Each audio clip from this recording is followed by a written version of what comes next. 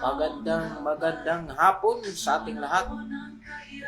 At nandito tayo ngayon, no, upang sa muli ay magbahagi naman tayo ng salita ng Panginoon sa bawat isa. Aking pinabati mula dito sa lungsod ng Manila hanggang sa Visayas at Mindanao. Magandang hapon sa inyo, lalo na sa aking mga kababayan sa Mindanao. Mayong hapon kaninyong tanan, aniya usab ang inyong higalas kahanginan, Brother Chumari Tua, nga nagapadayon sa palapnag sa pulong sa Ginoo. Bisan pa man diha sa may Sarangani province, sa may Alabel, o sa akong makaigsunan diha sa may barangay Datal Angas. Mayong hapon kaninyo, magandang hapon sa inyong lahat. At sa lahat nating mga kababayan around the world, abroad, good afternoon. This is Brother Chumari Tua, preaching God's way of salvation, and Jesus is the only way for salvation, and He is the way to heaven. He is the truth, and He is the owner of our life, that no man cometh to the Father except through Him. The Lord Jesus Christ Himself is our way to heaven. So mga kapatid, sa hapon na ito, ako po'y magpapasalamat sa inyo at sa aking mga kapatiran dyan sa Mindanao. Mayong hapon kaninyo, akong nagbatik kaninyo, labi na kay Gaw Rinel Upaw. Mayong hapon na kaninyo, Gaw. God bless sa inyo diya sa may Tangis area, no, sa Sarangani, Alabel. Padayon kita sa pagpangalagad sa Ginoo unsa man ang mga pagsulay nga moabot sa ato nga kinabuhi. Padayon kita tungod kay wala kita gatan-aw dinhi sa kalibutan, kundi nagatan-aw kita sa butang nga umaabot nga makauban kita kang Kristo, o mahimo nga makauban kita kaniya dito sa iyang gingharian sa langit. So muna itong purpose makaigsunan na, so makaigsunan din sa Mindanao, sa Visayas, o din sa kauluhan sa Manila. Magandang hapon sa ating lahat. Sa ating mundo ngayon ay napakaraming nangangaral patungkol sa ating Panginoong Hesus. Ito po yung viral ngayon, no? Itong ating Panginoong Hesus, kahit sa saan mang sulok ng bansa o saan mang sulok ng mundo, ay pinag-usapan itong ating Panginoong Hesus, no? Na ito nga'y sa pamamagitan ng kanyang sakripisyo sa krus, siya'y namatay at upang tayo'y iligtas. Yun po yung meaning, no, ng pagkamatay ni Jesus sa krus, ang kanyang sakripisyo sa atin, because He is sent by the Father to ask for us to be saved, mga kapatid. Siya yung pinadala ng Ama dito sa lupa upang tayo'y iligtas niya, no?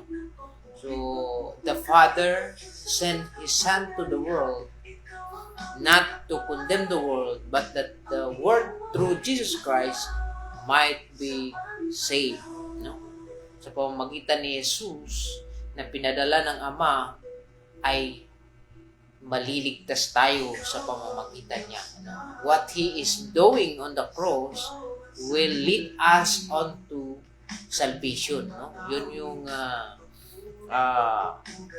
pangalang Jesus, no? Yun yung gawain ng ating Panginoong Jesus na mapalaganap sa buong mundo, na kung bakit pinag-usapan ngayon itong si Jesus ay dahil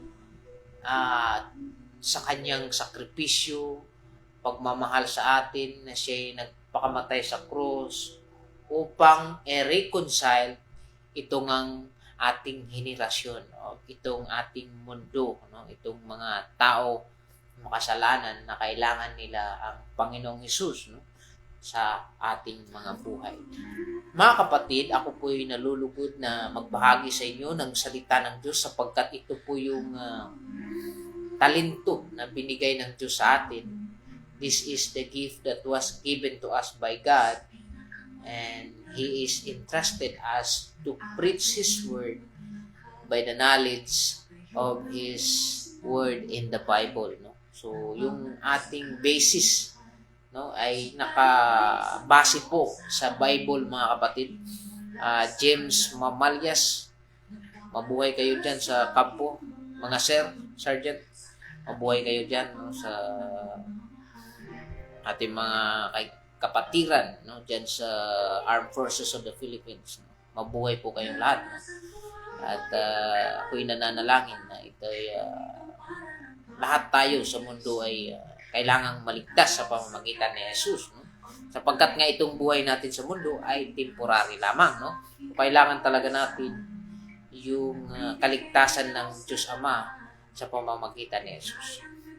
Mga kapatid, sino nga ba itong si Jesus na ating sinasamba, na ating ginagawang idolo at ginawa nating tagapagligtas? Sino nga ba itong si Jesus? Ano ba yung pakay niya? No? Kung sa Bisaya pa, unsa may tuyo ni Jesus, dinis kalibutan. No? Kinsa bagayod kining si Jesus na atong ginaalagaran, itong ginasimba. Tinuod bagayod kini. Kung unsa bagayod ang atong samputanan niini. Ano ba yung hangganan ng ating pananampalataya sa ating Panginoong Hesus? Jesus Christ, the Word of God, no? Gitawag kini siya nga pulong sa Ginoo o pulong sa Amahan nga nasa langit. Jesus Christ, the Word of God. Si Jesus daw usa kini ka pulong sa Dios nga Amahan dinhi sa kalibutan. Pero makaigsunan, atong basahon, pinasikad sa Biblia, dito sa Revelation chapter 19, 12 to 16. Magsimula tayo dito sa 12, sa verse 12 ng Revelation or Pinadayag 19:12. Dito sabi niya, His eyes were like a flame of fire, and on His head were many crowns. Sa verse 12, kinsaka kini. And He was dressed in a garment dipped with blood, and His name, the Word of God. So, diri, dunay gihisgutan diri sa verse 12 nga ang iyang mata susama sa nagadilaab nga kalayo o sa iyang mga ulo daghang mga kuruna. Ang kanyang mata ay nagliliyab na apoy, at sa kanyang uluhan at sa kanyang head ay napakaraming mga crown, were many crowns. And He was dressed with a garment dipped with blood. At ang kanyang suot ay punong-puno ng dugo. And His name, the Word of God. At ang pangalan daw nitong ating inilarawan ay ang salita ng Diyos. Verse 14, And the armies of heaven followed Him on white horses, dressed in fine linen, white and clean. Itong salita ng Diyos ay ang nasa kanyang likuran ay ang mga sundalo ng langit, no? At sila'y nakasuot ng puting lino na walang dumi. Verse 15, And out of His mouth comes a sharp sword, sharp sword, yun mga kapatid, no? With which he should strike the nation, no? And he will roll them with iron rod, and he tramples the winepress and of the fierceness and the wrath of the Almighty God. So, ito yung naglalarawan sa ating Panginoong Hesus, mga kapatid, na sa kanyang pagbabalik ay kasama niya ang mga kasundaluhan ng langit upang makipagdigma. At siya'y uupo nga dito sa mundo 1,000 years, no? With the rod of iron. Ibig sabihin, matibay yung kanyang paghahari sa mundo, sa kanyang pagbabalik. No? And verse 16, and his robe and on his thigh, he has a name written. No? Sa kanyang pananamit, no? At sa kanyang hita, ay may nakasulat na King of King and Lord of Lords. So, wala nang iba. Kung ito ay pumatungkol sa ating Panginoong Hesus, no? Ngunit dito sa verse 13, mga kapatid, and he was dressed in a garment dipped with blood, and his name, the Word of God. No? Si Jesus kasi ay ang salita ng Diyos. No? Ito yung salita ng Diyos. The Word of God, which is ang salita ng Diyos Ama, ay ito nga si Jesus na nagkatawang tao, mga kapatid. No? So, paano na ang salita ng Diyos ay naging tao? Ano ba yung proof? Ano ba yung prohiba natin sa Bible? Saan ba ito nasusulat, mga kapatid? Tingnan natin sa John 1:1 and 14. Sa Juan 1:1. Or sa kasulatan sa aklat ng Juan 1:1. No? In the beginning was the Word, and the Word was with God, and the Word was God. No? Sa simula, ang salita ay nandyan na. Ang salita ay kasama ng Diyos, at ang salita ay Diyos. No? So, yung verbo ng Panginoong Ama ay Diyos din, na wala nang iba kundi ang ating Panginoong Hesus. No? Sa verse 14, and the Word was made flesh. No? Ang itong salita na Diyos ay nagkatawang tao, na wala na pong iba ang ating Panginoong Hesus. So, sabi ng John 1:1, and the beginning was the Word, and the Word was with God, and the Word was God. No? Ito ngang salita daw ay Diyos, at ang salitang Diyos ay nagkatawang tao. No? So, hindi pwede yung Diyos Ama bababa. Sabi ng Bible, pag bababa ang Diyos mismo, mamamatay tayong lahat sapagkat siya'y makapangyarihan. So, ngayon, pinadala niya yung kanyang anak na si Jesus na magkatawang tao sa mundo sa pamamagitan ni Mary at ang kanyang stepfather na si Joseph, no? Jose, no? Isilang itong si Jesus na salita ng Diyos, na Diyos na nagkatawang tao sa pamamagitan ni Jesucristo, mga kapatid. No? So,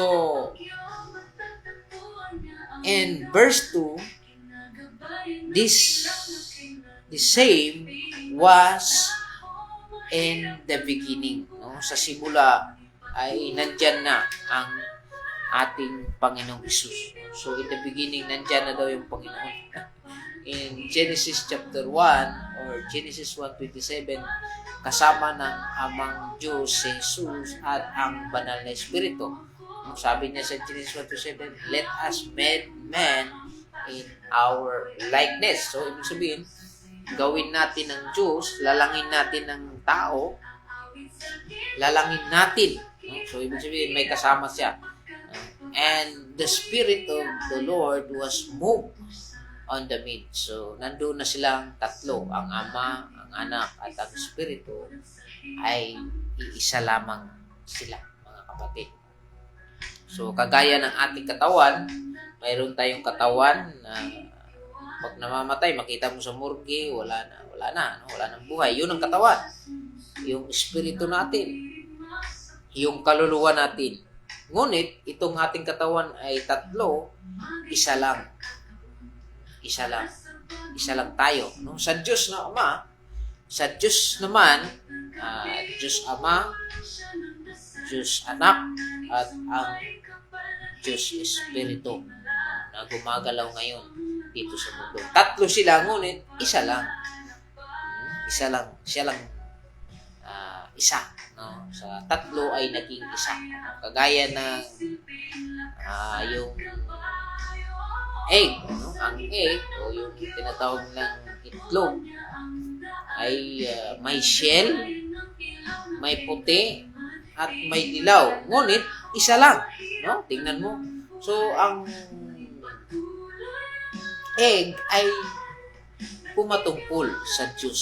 Sa atin din, ang tao may katawan, may kaluluwa, may espiritu. Ngunit isa lang. Ganon din sa Diyos, mga kapatid. No? So, dito mga kapatid, sa verse 3, sa John 1:3, all things were made by Him. Sa pamamagitan ni Jesus ay ginawa ang mga bagay, and without Him, not one thing was made that was made. So, kung hindi sa pamamagitan ni Jesus, ay walang bagay na malikha sa pamamagitan niya. Imagine, walang malikha na mundo kung wala ang ating Panginoong Jesus. Ibig sabihin, all things were made by Him, and without Him, not one thing was made. No? So, pag wala si Jesus, ay wala talagang magagawa dito sa mundo. And Colossians verse 15, tingnan natin, no? Yung differences. Dito sa verse na to and verse 15, pinapatunayan natin na si Jesus nga ay Diyos na anak ng Ama. He is God the Father, God the Son, and God the Holy Spirit. So, patunayan natin na si Jesus ay Diyos na nagkatawang tao upang tayo'y iligtas. Ganun yung tamang pagtuturo, mga kapatid, no? Colossians chapter 1 verse 15. He is the image of invisible God, the firstborn over all creation. No? Si Jesus kasi, sabi ng verse 15 sa Colossians chapter 1 verse 15, siya yung image or yung mukha ng Diyos nating Ama na hindi nakikita. Sa pamamagitan ni Jesus, malalaman natin na ganun din yung Ama na nasa langit. Sapagkat sinabi ko nga, hindi pwedeng bababa yung Ama sapagkat siya'y napaka makapangyarihan. Ngayon, ang plano niya, pinadala niya yung kanyang isa anak na Diyos na si Jesus na magkatawang tao para makita natin yung kung sino ang Diyos Ama na lumikha ng langit at ng lupa. Sabi dito sa Colossians chapter 1 verse 15, He is the image of invisible God. Siya yung mukha ng Diyos na hindi nakikita na nasa langit. The firstborn over all creation. Ito ngang si Jesus, yung unang nilikha ng Diyos upang maging mamagitan sa atin at sa Diyos Ama. He is the firstborn over all creation. No? In verse 16, for by Him all things were created.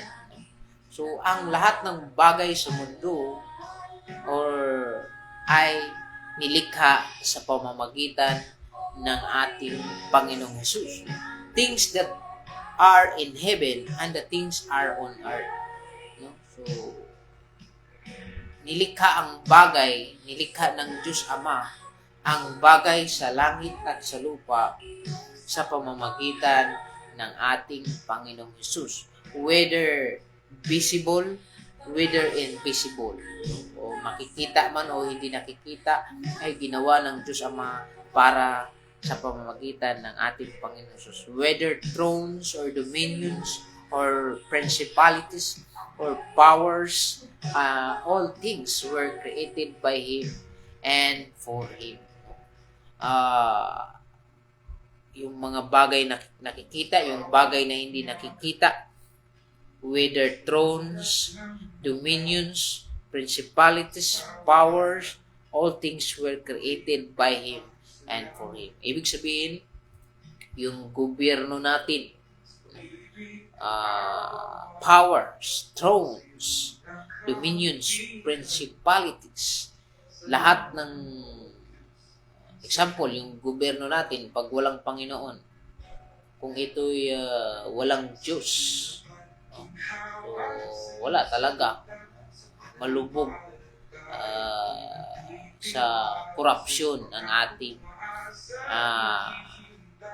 bayan at maghihirap lalo ang mga mahihirap. Walang iparating, no, na magandang pamamalakad sa ating gobyerno, sa atin sa kasalukuyan ngayon, mga kapatid. No, example natin yung gobyerno natin ngayon. Powers without Christ.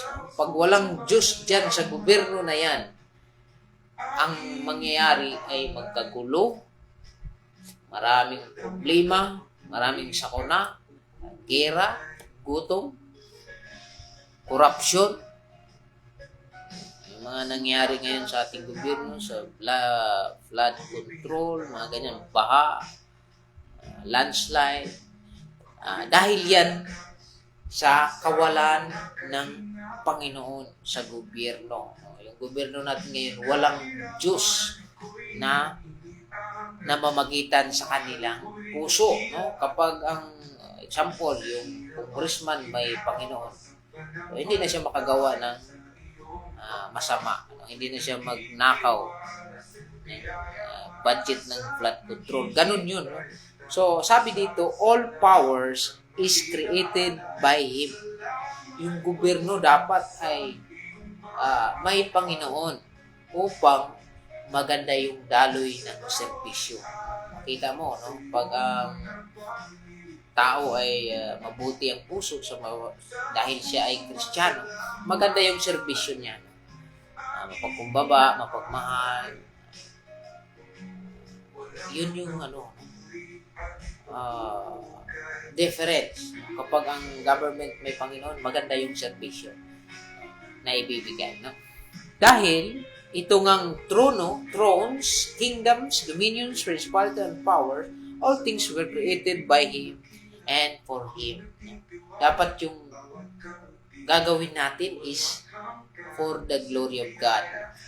Example, yung panalangin natin, itong mga congressman natin ngayon, na gagawin nila ito, sabi dito, for, by, Him, para sa Diyos. Gagawin mo daw yung bagay na yun, whether you are a soldier, sundalo ka man ngayon, bakit mo daw gagawin yun? Gagawin mo daw yun para parangalan ang Diyos na lumikha sa iyo. Gagawin mo daw yun, yung bagay na ginagawa natin, para parangalan ng Diyos sa ating ginagawa. So, ang mangyayari, walang problema. No? Kasi yung gagawin natin para sa Diyos. Lord, Panginoon, gagawin ko to. Tutulong ako para mabigyan kita ng kalulhatian, Panginoon. Panginoon, tutulong ako sa aking kapwa dahil mahal kita, Panginoon. Gagawin ko to para sa iyo, Panginoon. So kapag ganun daw yung sistema ng ating pag-iisip, it is for the glory of God. No? So malulhati daw yung Panginoon.